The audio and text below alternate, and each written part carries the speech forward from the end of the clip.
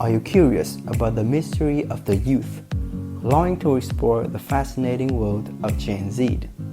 And join us on The Far Side, a series of podcasts by the English Club of Foreign Trade University. Stay tuned and get ready to dive into the behavior of Generation Z. Without any further ado, let's start. Hi everyone, I'm Jason, and along with me, Blake, we are the hosts of this episode. Good evening, guys. I'm so excited to be here today and to bring you the second episode of the Far Side podcast, named Social Commerce Influence on Shopping Habits. So in our last episode, the topic authenticity of Gen Z really got me thinking. How about you? Yeah, that make me wonder as well. Gen Z as a group of users does have their own descriptions of authenticity, which propel them to show their real selves and experiment with various ways of expressing individuals' identities. And with that in mind, they set out to find their ideal images, not even knowing that they're affected by social media. One example is the proliferation of social media shop. Could you elaborate on your point? Um, Before diving into the main point, I'd like to ask you some questions. The watch you're wearing, where did you get it? Oh, this one? I found this when I was watching a short review clip on Facebook a few weeks ago. Due to the positive reviews, I decided to give it a go. To be fair, it didn't live up to my expectations, but I don't really mind. Right. How about your coat? I've never seen it before. Oh, this one? It's from a shop in Ho Chi Minh City. The ads seem to appear regularly, followed by approving compliments, so I purchased one without hesitation. How about the appliance you brought from home? I never saw you even pull them out of the box, not to say use them. Hey, they will come in handy one day. All the reviews said, oh, I see what you're getting at. There's your answers. Whether you realize or not, social media has already affected your shopping habits. You are already involved in what they call social commerce. Oh, this term sounds familiar to me. Hold on. Do the terms e-commerce have the same meaning with social commerce?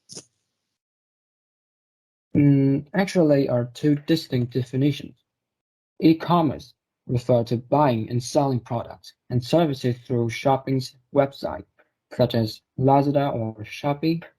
Meanwhile, social commerce occurs via social networks like Facebook, TikTok, and Instagram. Oh, now I get your point.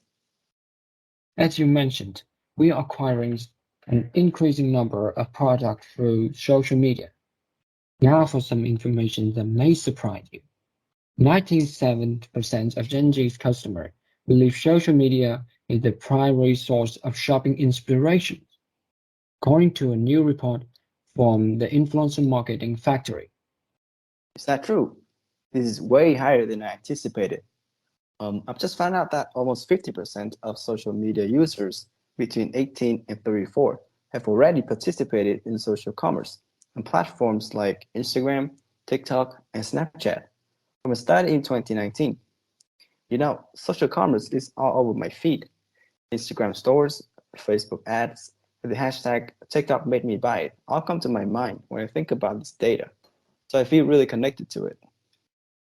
Hmm. So Gen Z is no exceptions in this evolution of social commerce, right?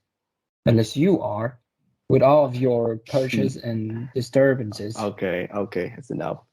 But this also raises a question for me. What's the driving force behind this shift?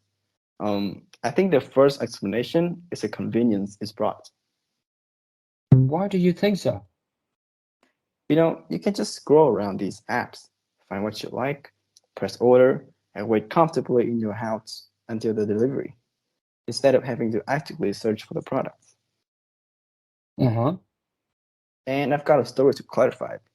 Last year, I noticed a beautiful figure from my favorite cartoon show from a shop near my house, but couldn't purchase it since it was too expensive. When I got enough money, this figure was sold out. Several months went by. I was scrolling down to Facebook apps when I caught sight of that figure again. and I bought it without hesitation.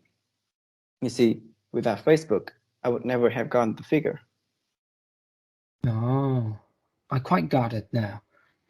Aside from its convenience, do you think of any more factors that give rise to social commerce?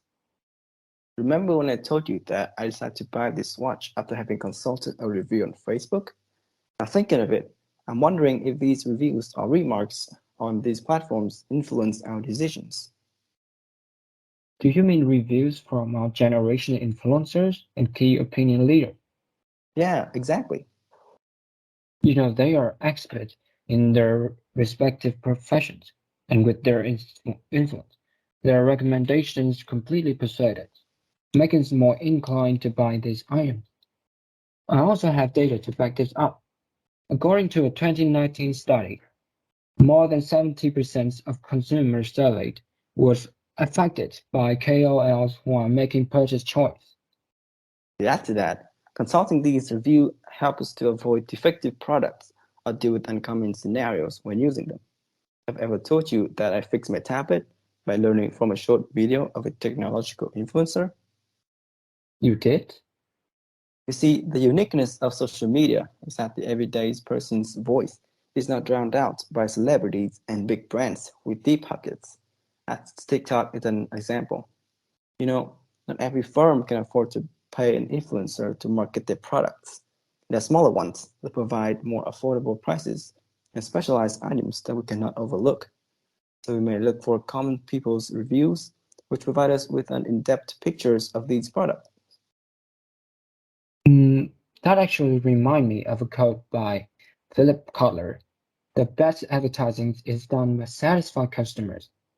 Now I'm wondering, is there any rationale other than the representative influence to explain the significant impact that influencers can have on our purchasing habits?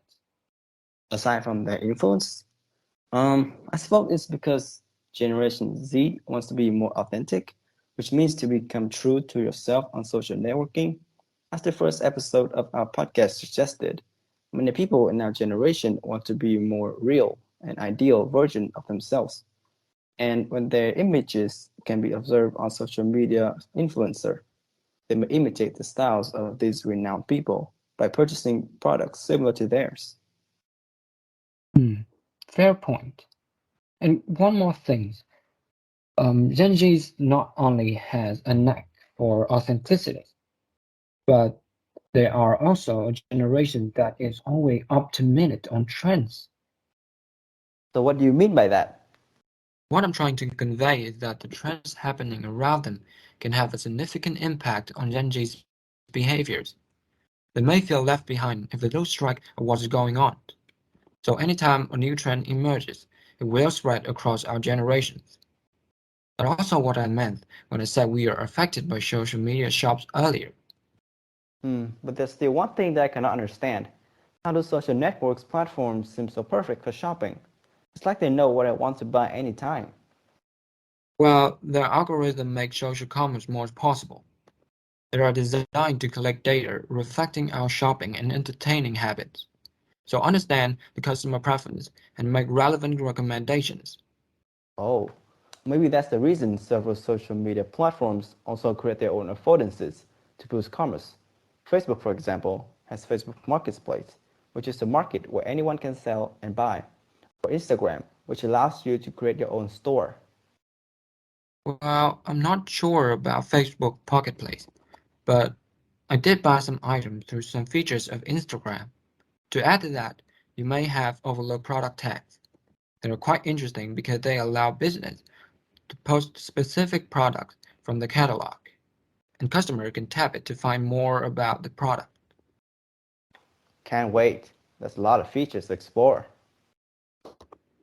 I'm the same way, and now I'm curious about your opinions. We all realize the influence of social commerce on purchasing pattern in a variety of ways. With such a large impact, how do you believe social commerce will evolve in the future? Well, as we can all see, social commerce is now a huge force in the commercial market, and it will continue to thrive in the future as more people join this market, whether as a vendor or a buyer. So how can we make use of social commerce from a seller's perspective? Well, seeing as all brands not work with the same social commerce today, there's a chance to be early, and it could be a key to success in the upcoming years. Well, we will need some time to think about that. But one thing I'm positive of is that as a buyer, we have far too many options to buy in social media. However, we must be mindful, which means thoroughly researching our demanding products, keeping our information private, and not wasting money. Well, so to summarize, we have introduced you to a term that you may be unaware of, social commerce, but it's deeply embedded in our lives whenever we buy or sell products via social media. Social commerce has now become an intrinsic component of the commercial, having an enormous impact on the behaviors of customers, particularly Gen Z. While taking advantage of Gen Z's desire to achieve more authentic selves on social media, social brands had used KOLs and influencers to motivate clients to open their wallet. With the help of advanced algorithms and specialized features on social media, social commerce has a significant market share and will be a forthcoming trend in the future. And that also wraps up today's episode. Thank you for listening. If you still carry wonders about doings, visit our Facebook fan pages, English Club of Foreign Trade University, and Mastermind, English Social Inquiry Contest for future updates, where we hope to see or reflect on the matters. Don't forget that new episodes come out every Monday and Thursday at 8:30 p.m. on our official fan pages, as well as YouTube and MindPod. Once again, thank you for listening and see you next time.